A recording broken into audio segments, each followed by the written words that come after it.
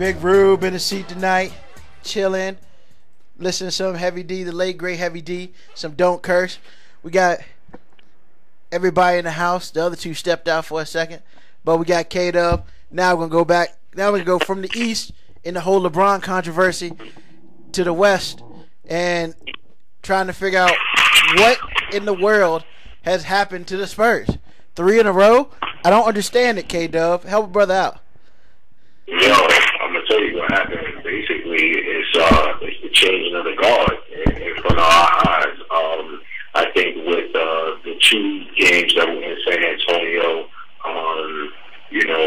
Oklahoma City might have been in shock. It could have been a number of things, but as you can see right now, if you really watch that game specifically last night, Oklahoma City is not scared of San Antonio, and San Antonio was they are a fix right now, trying to find other avenues to score other than Manu Ginobili. Yeah, it's I can't really explain it. It's like the age has caught up with the Spurs, and don't count them out. Nobody can do anything, and it's disheartening. I expected them to sweep it because they were just destroying them before, and now you have basically, the young kids deciding to run a little bit, and they got them. But beating them in San Antonio was huge last night. Oh, it's a big game. It's a definitely big game. Yes, it was a great game.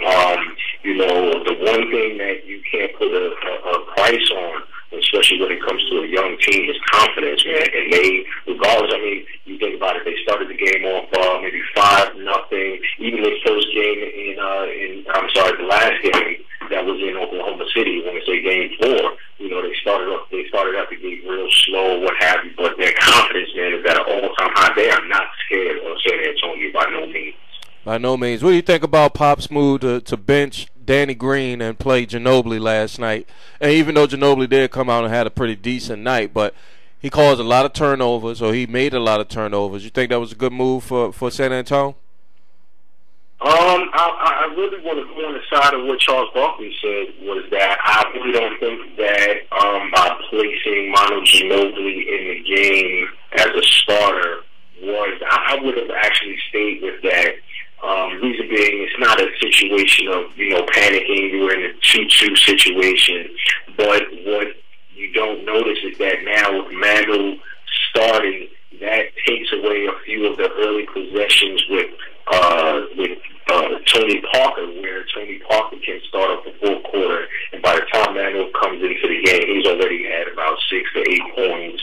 He's kind of set the table for Tim Duncan. You've got other people involved, so when Manu comes in, that's basically, you already got Tim Duncan going. You got Manu Ginobili, who basically is like the engine. You can just go ahead and turn him on, and he's ready to go. And getting yourself going.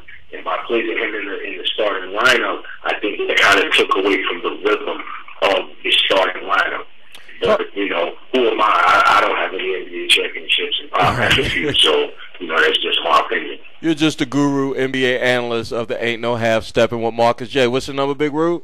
804-447-0601. Call in. Yo, let me ask your opinion about one of the what I consider the 6th man of the year. I don't even think they gave out the award yet, but James Harden. They did. James Harden won. James Harden. Okay, then they gave it out. Right. James Harden hit a big time 3 in the eye of somebody. I don't even know who it was last night. I think it was Ginobili. No, it was the dude with the braids. That's why they ain't gonna win. But how you feel about James Harden as a ball player in his role with the Oklahoma City Thunder? Yo, James Harden is the epitome of being that 6th man coming off the bench. He shows the same confidence that the starters show. He's another version of Manu Ginobili, basically. Left-handed, a lot of similarity to the game. Left-handed, the game is a little bit non-traditional. They come off the bench, they can score, they can do a lot of other things. They good ball handlers, so on and so forth. But James Harden's role on Oklahoma City is just like priceless, man. When he comes into the game, you have a legitimate 3 scorers on the floor. You have a bench player that can come in the game and play starter minutes and set the table. You don't necessarily have to have Russell Westbrook bringing the ball up the floor. You don't have to, you can put it in James Harden's hand and allow him to bring the ball up the floor. He's your point forward, or point at the shooting guard position. He's a steady ball player. I want to hark back to the last series Oklahoma City was in with the Lakers. I asked you a question, K-Dub. If you were James Harden, would you adapt up Meta World Peace in the deciding game at the end of the game? Would you adapt him up after he bowled you and damn near knocked you unconscious? Y'all terrible. Y'all terrible right now. I would have dapped him up, but it would have been a real politically correct dap, and I would have just kept him moving. Yeah, I wouldn't adapt him up. It would have been a problem. But then again, I ain't James Harden. I mean, what? Right. But stuff happens, and we need to move on from things like that. He moved on. The Lakers moved on. We lost. We gonna keep reminding you of that on this show because you probably started when the playoffs started here. You was talking about the Lakers is doing this and that. When K-Dub called you out when y'all lost the series, and you were in studio, you was like, we lost. You did the Allen Iverson, practice, or the Rasheed Wallace, we played a good game. We lost. Ain't that right, K-Dub? That what he did? Yeah, both teams played hard. Yeah, that's exactly what he said. I mean, what do you want me to say? Man, bad refs. The refs cheated. Look, man, we took an L. We took 4 of them. We lost. It's over. Get used to it. Humility. Get used to it. Especially since we all used to. We used to getting chips. So we got to get back on that trip. And not to interrupt K-Dub in his segment, but if you did not notice, we did pick up Andrew Bynum's contract for another year. Bad move. Which I feel was a very smart move, and which basically means that Paul Gasol's gone. Because they can't keep both of them anymore. And you know what? I'm not going to be upset that Paul Gasol's leaving. I like Paul Gasol, but to be honest with you, somebody's got to go, and you got to stick with youth. Well, I call Andrew Bynum the T.O. of the NBA. You think the possibility of Andrew Bynum being traded possibly? What you say? What do you think the possibilities of Andrew Bynum being traded? Nah, they're not going to trade Bynum.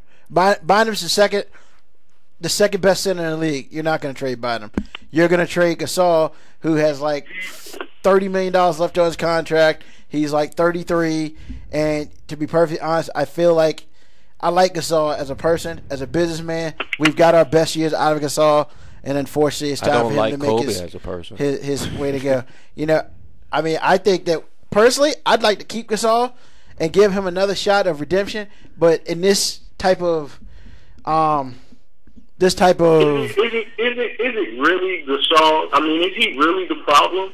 I don't think Gasol's the problem at all. Bynum is the problem. A lot of other things on the team that that need to be addressed before I would say Gasol has to go. I don't think Gasol's a problem. I think the lack of a solid solid small forward is a problem.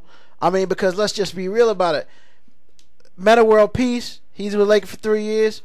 He won his first championship up. Great.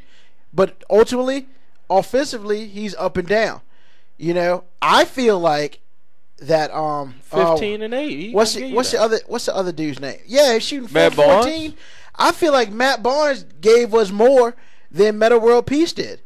I mean, because I feel like Matt Barnes crashes the boards. Matt Barnes plays hard all the time. The problem with Matt Barnes is he has a temper, and sometimes his joint is worse than Meta World Peace's. Both of those guys give the Lakers that toughness that I think the Lakers need. I think they need to keep Ron Artest. I don't think they need to get rid of him. Gasol, I can see. Bynum, I can see. The only way we keep Ron Artest is if he says, "I'll work for we'll $2 take million." him at the Knicks. I'll take K-Dub. You take him with the Knicks? No. You know what? Yo, Ron Artest with the Knicks, yo. That's a banger. That's like.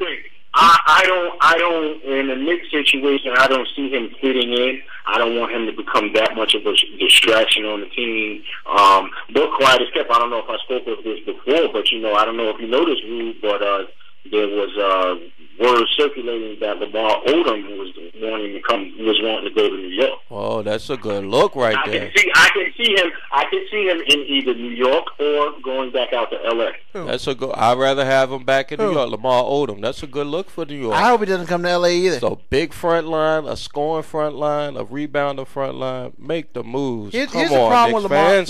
I think Lamar Odom's going back to the Clippers. The reason why I say that is back in L.A., the Lakers will not take him anymore because, to be perfectly honest with you, the way he handled his trade situation, he was a little baby about it. And to be honest with you, I don't need babies on my team. I got enough babies on my team. I'm glad you said it. I don't need that distraction. Peace out. You were good, and we had to let you go. You got a little upset. Well, guess what? I'm sorry. It's called business, and that's the way it rolls.